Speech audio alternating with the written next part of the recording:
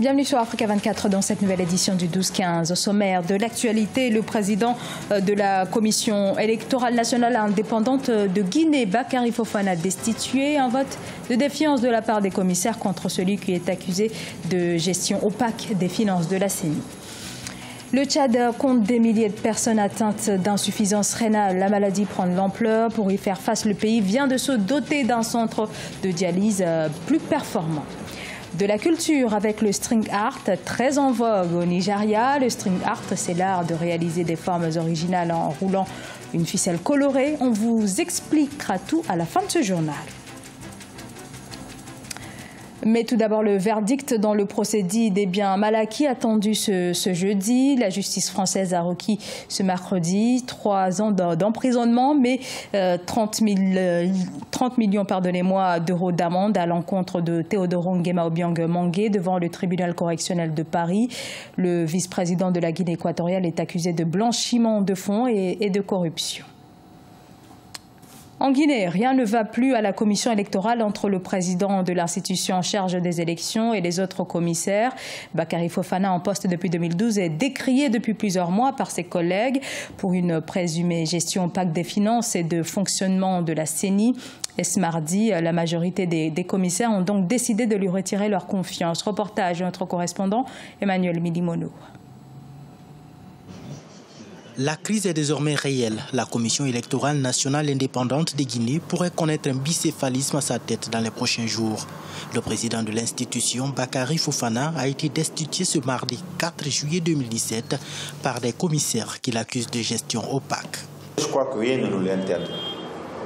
Nous sommes en train de dire que nous souhaitons que dorénavant, que la façon dont les ressources qui nous sont allouées soient gérées sous le regard de tout le monde, parce que c'est nous tous qui répondons. Cette crise pourrait affecter la tenue prochaine des élections dans le pays. Si la loi autorise la destitution du président, le principal concerné conteste cependant la procédure. Et sur ce plan, il n'est pas seul. Le vice-président du bureau de l'institution électorale dénonce des vices de forme dans la procédure. Ils ont déposé le courrier le 3 juillet, et ça c'était le lundi. Et alors que le 3 juillet, à 17 h, les commissaires de la CENI n'étaient pas à la CENI. On était tous préoccupés aux obsèques du défunt regretté commissaire Alpha Hiro Condé. Donc le courrier, nous avons pu le recevoir le mardi à 10 h. Et le bureau n'a même pas eu le temps de l'examiner. Et là, les gens étaient tout droit vers les réunions demandant la destitution du président de l'institution. Depuis ce mardi 4 juillet 2017, le débat est intense dans le pays. La société civile, elle, réclame la dissolution pure et simple de la CENI. Selon des spécialistes, la faute réside dans la faiblesse de la loi qui autorise le renouvellement partiel ou total de l'institution. La loi ne prévoit pas les conditions dans lesquelles les 2/3 des membres peuvent renouveler partiellement ou totalement le bureau. Donc ils profitent vraiment de la faiblesse de cette disposition en convoquant une réunion pour démettre le président de ses fonctions. Aucune enquête indépendante à ce jour n'a établi les faits de mauvaise gestion des ressources financières reprochées au président de la CENI. Bakary Fofana n'entend pas se laisser faire. Ce mercredi 5 juillet 2017, lendemain de sa destitution, il était dans son bureau à 7 h 50. À ce stade, c'est toute l'institution qui risque la dissolution. Réformer l'Union africaine pour la rendre plus efficace, c'est la lourde tâche qui a été confiée en juillet 2016 au président rwandais Paul Kagame. Et la grande question demeure celle du financement, objectif pour les États africains, s'affranchir des bailleurs de fonds internationaux. Une première réponse peut-être à travers la mise en place d'une taxe sur les importations qui devrait prochainement entrer en vigueur. Reportage Emefa Kofi.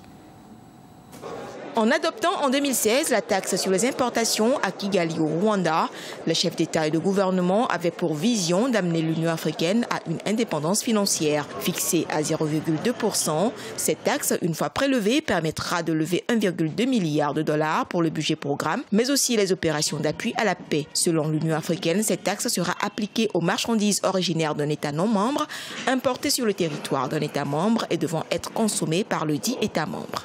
Si nous prenons les pays qui ont pu émerger sur les 20 dernières années, en l'occurrence le cas de la Chine, c'est des pays qui ont pu fermer leurs frontières pendant un certain nombre d'années, ce qui a permis à ces pays de pouvoir monter en puissance avec leur entreprise nationale. Et c'est une fois que ces entreprises sont devenues compétitives que les frontières ont été ouvertes. Donc, ce mécanisme très simple va faire en sorte que les entreprises africaines vont pouvoir disposer d'un marché beaucoup plus grand en Afrique et aussi booster les échanges intra-africains. 2017 est l'année à laquelle devait démarrer le prélèvement de cette taxe. À ce jour, sur les 54 États, seule la Guinée vient de matérialiser cet engagement en faisant voter le 20 mai 2017 une loi autorisant ce prélèvement. Si on se rappelle de 2014, il a été initié par l'Union africaine, une taxe sur les billets d'avion, une autre taxe sur les nuits d'hôtel, une autre taxe sur les SMS téléphoniques. Mais aujourd'hui, où en sommes-nous? Cette taxe n'a jamais été mise en vigueur. Donc ça suscite à la fois un certain enthousiasme, mais également beaucoup de scepticisme. Pour le compte de l'exercice 2016-2017, le budget de l'Union africaine repose à 73% sur l'apport des donateurs étrangers. L'organisation souffre aussi des retards et défauts de paiement au sein même de l'Union, d'où l'idée de cette taxe sur les importations qui est loin d'être appliquée avant fin 2017. Il serait près de 11 000 Tchadiens aujourd'hui atteints de maladies rénales. L'accès aux soins et aux traitements se font difficilement, mais avec la création d'un centre de dialyse à l'hôpital de la Renaissance de N'Djamena pourrait bien améliorer la prise en charge des malades. Reportage de notre correspondant Mahamat Ramadan. Au Tchad, environ 11 000 personnes souffrent chaque année des maladies rénales selon le ministère de la Santé publique. Mais le pays compte seulement 3 médecins néphrologues spécialistes de ces maladies difficiles à diagnostiquer. Conséquence, seulement 35% des patients ont accès au traitement. Une situation qui a poussé les autorités à créer le centre de dialyse de la Renaissance pour venir en aide aux Tchadiens qui souffrent de ces pathologies. Nous sommes le centre de référence au niveau national pour la prise en charge des maladies rénales. Et notre service d'hémodialyse, il s'occupe de tous les patients au niveau national. Il n'y a pas d'autres centres qui ont une unité d'hémodialyse. Nous recevons des patients qui arrivent des provinces. Pas plus tard que ce matin, par exemple, on a eu des patients qui viennent pour la consultation de Moundou, à des régions qui sont situées à 500-600 km, uniquement pour la consultation. Parce que vous n'êtes pas sans ignorer qu'au Tchad, il n'y a que 3 médecins spécialistes en maladies rénales. Le centre de dialyse de la Renaissance reçoit environ une 50aine de patients par semaine et plus de la moitié d'entre eux sont hospitalisés. Si le pays manque de médecins spécialistes des maladies rénales, les services par contre sont dotés de matériel de dernière génération pour faire face aux demandes de consultation de plus en plus croissantes. Le plateau technique qu'on a, ce sont les appareils, les différentes modalités que nous avons, que j'ai citées. Donc nous avons la mammographie, nous avons l'échographie, nous avons la radiographie standard, nous avons le scanner et nous venons d'avoir l'IRM qui est le tout premier et le seul au Tchad. C'est un examen qui utilise les propriétés de l'eau, du corps humain, les propriétés d'hydrogène qui permet de poser des diagnostics à travers ça. Selon les spécialistes, le centre de dialyse de la Renaissance a une capacité d'accueil importante et des plateaux techniques qualifiés pour la prise en charge d'une dizaine de personnes par jour. Mais la majorité des populations ignore encore l'existence de ce centre public et continue à évacuer les malades qui souffrent de ces maladies à l'étranger. Au Nigeria, Olariwanju Ogulende utilise du fil pour créer des portraits diplômés de l'école des beaux-arts de Lagos. C'est lors d'une conférence d'art à laquelle il a participé en Afrique du Sud que l'artiste a eu l'idée d'intégrer le fil dans ses œuvres picturales. Siamlo Victoria Sedji. Si l'on avait pour habitude de voir des tableaux peints avec des matériaux ordinaires comme du papier, du tissu ou encore du bois, avec Omotoyosi Ogulende, c'est le fil qui s'exprime. Cet artiste nigérian qui attire de plus en plus la curiosité fait parler de lui à travers ses œuvres picturales assez singulières. Du fil, des épingles et des clous, Omotoyosi a très vite adopté ces instruments. C'est en 2016 qu'il découvrait l'art de la ficelle lors d'une conférence en Afrique du Sud. Depuis, il le manie subtilement.